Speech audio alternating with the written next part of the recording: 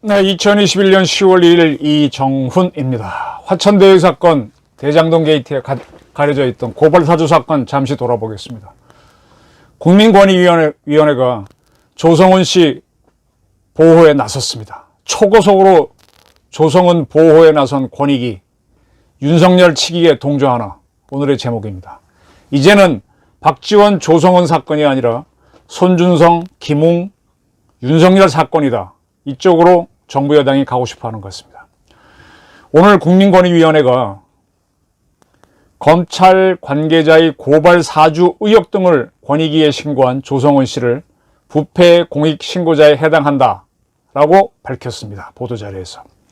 쭉 자료를 보게 되면 9월 13일 날 조성은 씨는 권익위원회에 고발 사주 의혹 등을 신고를 했고, 9월 24일에는 신고자 비밀 보장 의무 위반 확인, 신변 보호 조치, 신청인을 대상으로 하는 불이익 조치 금지 및 책임 감면 등의 신고자 보호 조치도 신청을 했습니다.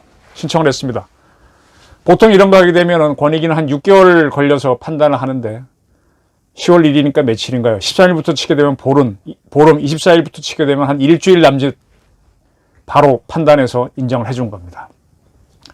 조성은 씨는 전날 먼저 확인하겠죠. 이를 확인한 조성은 씨 9월 30일 서울중앙지검에 국민의힘의 김기현 원내대표, 권성동, 장제원, 최영두, 윤한홍, 이영 의원을 공직선거법 위반, 직권남용 권리행사 방해, 명예훼손, 협박, 공익신고자 보호법 위반 등으로 고소했습니다.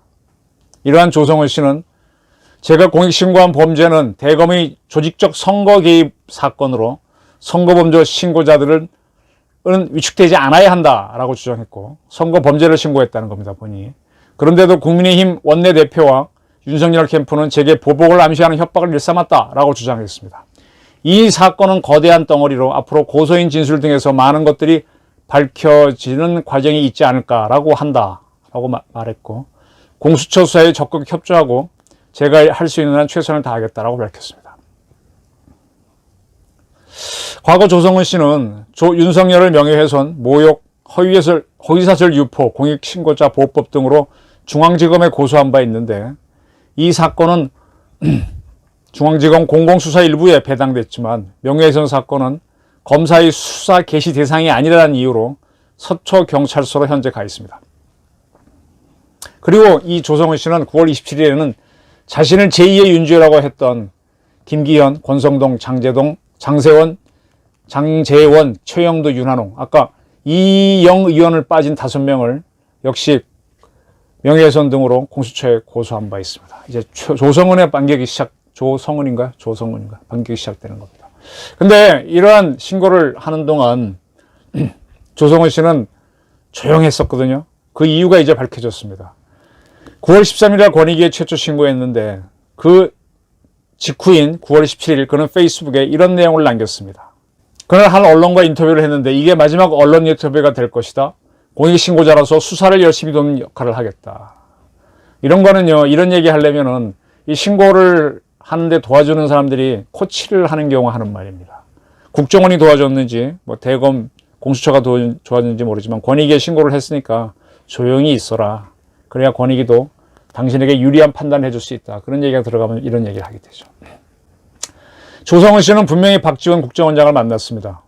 2월 14일에는 국민의당 사람들하고 국정원장 관저를 방문했었고, 8월 11일과 8월 말에는 롯데호텔 38층 일식집에서 만났습니다. 이 8월 만남에 대해서는 부정을 하다가 언론 보도가 있으니까 차를 마신 적이 있다고 시인한 바 있죠. 그리고 SBS 뉴스에 나와서는 고발 사주 사건, 윤석열 씨가 고발을 사주했다라는 그런 주장에 대해서, 그 주장이 그런 것이 최초 언론 보도된 시점에 대해서는 우리 원장님이나 제가 원했던 날짜나 상의했던 날짜가 아니다라고 밝혔습니다. 그냥 이진동 기자, 뉴스버스 발행인이죠. 그러니까 치자고 결정한 날이다라고 밝혔는데, 그것 때문에 조성은 씨가 박지원 씨하고 짜고 보도 시점을 검토한 건 아닌가 하는 의혹을 일으켰는데 이거가 사라지게 된 거죠. 이러한 의혹이 커졌을 때 그는 해외에 나간다라고 했습니다. 그래서 언론이 막 비난을 했는데, 그러나 그는 출국을 했는지 안 했는지 지금까지도 확인된 건 없습니다.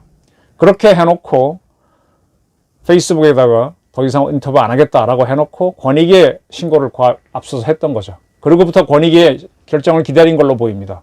언론에 관심을 돌려놓고 역공에 나선 것이죠. 때마침 대장동 게이트가 터졌으니까 조성은 게이트는 조성은 사건은 덮인 면도 있죠. 이로써 그는 지난번에 대검에 신고했었는데, 대검에 신고할 때 공익신고자로 보호하는 것에 대해서 법적으로 분명히 미비한 점이 있었죠. 그 미비점을 해결하게 됐습니다. 권익위는 다른 제보자가 했으면 한 6개월 걸려서 판단했을 건데 2주 만에 전격적으로 신고자로 인정했습니다. 저는 이걸 보면서 이번에 대장동 게이트를 터뜨린 정영학 회계사가 중앙지검에 신고했는데 권익위에 공익제보자 신고했으면 어떻게 됐을까 하는 생각을 해봅니다. 권익위는 받아줄까요?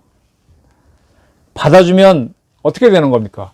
대장동 게이트를 정권이 덮겠다는 건가요? 파겠다는 건가요? 헷갈리는데. 어쨌든 조성은 씨하고 정영학 씨는 다른 선택을 했습니다. 이 두 사건의 진실이 밝혀지려면 결국은 이번 대선이 어느 쪽으로 후보자를 뽑느냐에 따라 달라지겠죠. 조성은을 공익신고자로 받아준 것 보면 문재인 정권은 조성은을 보호하고 윤석열을 치는, 거꾸로 얘기하면 이재명 수호에 전력을 기울인다는 거가 되는 거죠. 이재명 캠프는 계속 대장동 게이트가 터지고 이래도 우기면서 갑니다. 이런 걸 확증 편향이라 그러죠. 여기에 민노총이 가세할 것이니까 건곤일척의 싸움이 대한민국에서 벌어집니다. 그리고 앞으로 조성은 보도는 사라질 겁니다. 공익신고자 보호법이 누구든지 신고자의 동의 없이 신고자의 인적사항이나 그가 신고자임을 미루어 알 수 있는 사실을 다른 사람에게 알려주거나 공개 보도해서는 안 된다라고 했기 때문에, 그리고 스스로 밝히기 이전에는 그의 신분을 공개하는 것도 안 된다고 했기 때문입니다. 따라서 이 사건은 앞으로 손준성, 김웅 그리고 윤석열 게이트로 가겠죠. 근데 문제는 청와대 민정에서 손준성 씨 그대로 범죄정보 담당관 이름 자꾸 바꿔서 헷갈리는데 유임을 주장했었으니까 손준성 조사하게 되면 또 청와대가 나옵니다. 모순에 걸리죠. 이런 건 뭐냐, 지금 대선에서 이기기 위해서 대한민국 사법체계가 엉망진창으로 얽혀들고 있다는 얘기입니다. 조성은 건도 그렇고. 그래서 결론은 뭐냐, 억울하면 권력을 잡아 이겁니다. 문재인이 권력을 잡았기 때문에 이렇게 할 수 있는 거고, 역으로 야당이 또 권력을 잡지 못하면 문재인 패거리에 그 비리는 또 밝혀지지 않는다는 얘기입니다. 저는 그래서 이번 대선이 매우 궁금합니다. 억울하면 권력 잡아. 네, 이게 현실적인 하나의 화두인 것 같습니다. 감사합니다.